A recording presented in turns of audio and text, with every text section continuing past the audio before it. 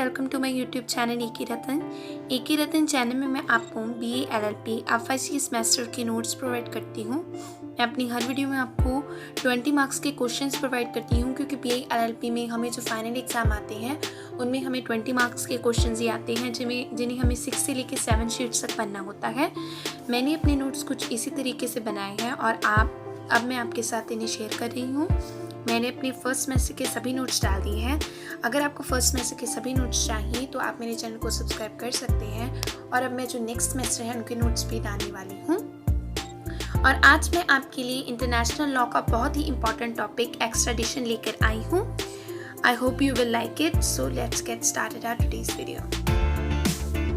हमारा क्वेश्चन है define the term extradition in brief under international law. हमारा answer जो है हम हमेशा इंट्रोडक्शन से स्टार्ट करेंगे। इंट्रोडक्शन में हमने इस कंसेप्ट का मीनिंग लिखना है। इन सिंपल वर्ड एक्स्ट्राडिशन का मतलब है कि जब कोई इंसान क्राइम कमिट करके दूसरी कंट्री में भाग जाता है। एक्स्ट्राडिशन का मीन्स है कि sending back the person to the place where he और she has committed the crime. Position का मीन्स है जहाँ पर उसने क्राइम जो है कमिट किया होता है। इस टर्म का बेसिक प्रिंसिपल क्या है कि maintenance of peace and security. Next हम डेफिनेशन करेंगे according to Oppenheim. Extradition means delivery of the accused वो पर्सन है जिसने क्राइम को कमिट किया है to the state on whose territory has alleged to have committed the crime. उस territory में उस इंसान को वापस भेजना जहां पर उसने क्राइम को कमिट किया है by the state on whose territory the criminal is for the time being. उस जगह से जहाँ पर वो अभी तक क्राइम कमिट करने के बाद रह रहा है। मैनी केसेस में ये देखा गया है कि एक क्रिमिनल जो है एक कंट्री में क्राइम करने के बाद दूसरी कंट्री में टेक ऑफ कर जाता है। इस चीज़ को रोकने के लिए हमें क्या करना चाहिए कि एक कंट्री को पावर देनी चाहिए ताकि वो आइडेंटिफाई कर सके उस इंसान को और कैच कर सके, उसे पकड़ सके। तो जब कंट्री एक कैच कर लेती है ऐसे इंसान को, उसके पास 2 ऑप्शंस होती हैं। या तो वो उस इंसान को पनिश कर सकती है अकॉर्डिंग टू लॉ, या फिर वो उस इंसान को सेंड बैक कर सकती है टू द कंट्री जहाँ पर उसने क्राइम कमिट किया है। अगर ये सिचुएशन क्रिएट हो जाए तो बहुत कंट्रीज़ को जो है कुछ लीगल फॉर्मेलिटीज़ को पूरा करना पड़ता है। उसी के बाद जो एक्स्ट्राडिशन है उसे कंप्लीट माना जाता है। द नेक्स्ट इस एक्स्ट्राडिशन के टॉपिक में जो इम्पोर्टेंट कंसेप्ट आता है वो है non extradition of political crime. कभी कभार हमें सेपरेट क्वेश्चन भी आ जाता है non extradition of political crime पर, तो मैंने इसे ब्रीफ में ही एक्सप्लेन किया है इसके अंदर। तो आप इसे ऐसे ही लिखेंगे तो भी आपका अच्छे मार्क्स आ सकते हैं। और अब हम इसके बारे में पढ़ते हैं। Non extradition of political crimes का मतलब है कि ये एक वेल रिकॉग्नाइज प्रिंसिपल है इंटरनेशनल लॉ की कि कोई भी पर्सन जिसने कि पॉलिटिकल क्राइम किया है उसकी एक्स्ट्राडिशन नहीं की जा सकती। बट समटाइम ये प्रॉब्लम क्रिएट हो जाती है कि आखिर वो पॉलिटिकल क्राइम है क्या। The practice of non extradition of political crime begin with the French revolution 1789 में ये बात शुरू हुई थी और मॉडर्न पीरियड में अभी ये बात चलती आ रही है। What are political crimes. इसके बाद हम लिखेंगे कि पॉलिटिकल क्राइम्स आखिर है क्या। Those crimes which are committed with the political objectives. Political crime or political offense is an offense involving overt act or omission where there is a duty to act. Means अगर कोई इंसान political crime कर रहा था तो ये उसकी duty बन रही थी। Means ये एक ड्यूटी टू एक्ट है, सो इसको हम जो है पनिश नहीं कर सकते उस इंसान को। पॉइंट का जो लीडिंग केस है वो क्या है, री कास्टियोनी 1891। जब आप इस पॉलिटिकल क्राइम के कंसेप्ट को लिखेंगे तो आपको ये जो केसेस अब मैं बताने वाली हूँ इसको भी आपको साथ में एक्सप्लेन करना है अगर आपको अच्छे मार्क्स लेने हैं तो। In this extradition is a man named Castioni was demanded by the Swiss government. इस केस में जो एक इंसान था जिसका नाम कास्टोनी था, उसकी एक्स्ट्राडिशन डिमांड की गई थी, उसकी एक्स्ट्राडिशन की स्विस गवर्नमेंट द्वारा। कास्टोनी ने क्या किया था, आखिर उसने मर्डर किया था member of the state council of the canton of टेकोनाइट, but the queen's bench of England held that Castioni had committed a political crime and therefore he could not be extradited. इसमें ये बता दिया गया था कि कास्टोनी ने जो है वो एक पॉलिटिकल क्राइम कमिट किया था और इसलिए उसकी एक्स्ट्राडिशन नहीं हो सकती। द अनदर हमारा जो इम्पोर्टेंट केस है वो है री मोनियर 1894। इस केस में क्या हुआ था, एक्यूज जो था वो एक एनार्किस्ट था उसे चार्ज किया गया था causing 2 explosion, one is in Paris cafe and other place पर। आफ्टर कमिटिंग द क्राइम वो इंग्लैंड के लिए भाग गया था। तो फ्रेंच गवर्नमेंट ने रिक्वेस्ट किया था उसके एक्स्ट्राडिशन के लिए। एक्यूज ने क्या कहा कि उसने तो एक पॉलिटिकल क्राइम कमिट किया है।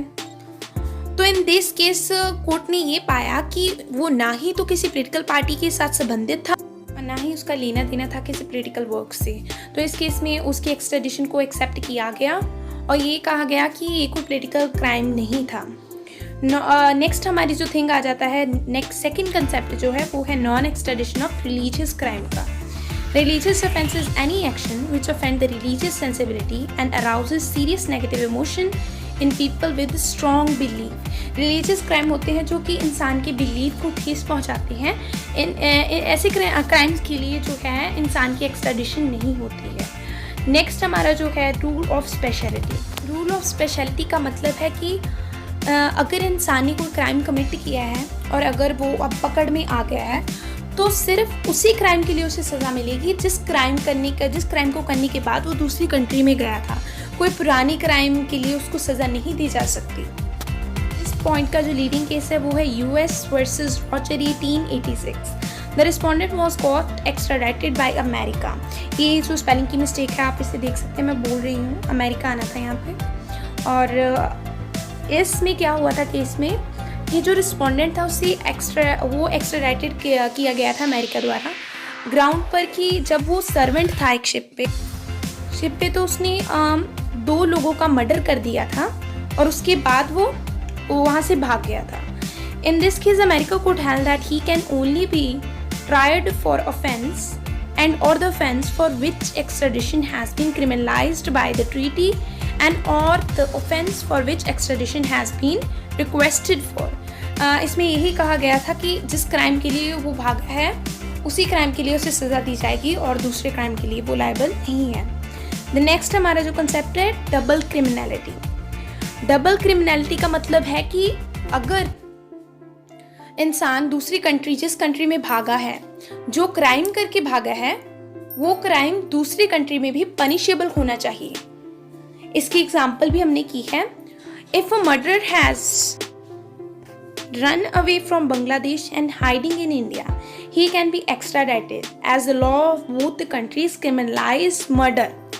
मीन्स अगर दोनों कंट्री में वो क्राइम पनिशेबल होगा तभी हम उस इंसान की एक्स्ट्राडिशन कर सकते हैं, नहीं तो नहीं। ऐसा नहीं है कि अगर हमारी कंट्री में वो जो उसने क्राइम कमिट किया है वो पनिशेबल है और दूसरी कंट्री में उसे क्राइम मानते ही नहीं है, तो इस केसेस में हम एक्स्ट्राडिशन नहीं कर सकते। नेक्स्ट हमारा कंसेप्ट है प्रिमा फेसा केस। इस केस में इस डॉक्ट्राइन का मतलब है कि इंसान ने कोई क्राइम कमिट किया है तो उसके लिए सफिशेंट एविडेंस होना बहुत ज़रूरी है। अगर इंसान के खिलाफ जो कमिट उसने क्राइम किया है अगर उसका एविडेंस होगा तभी हम उस इंसान की एक्स्ट्राडिशन कर सकते हैं, नहीं तो नहीं।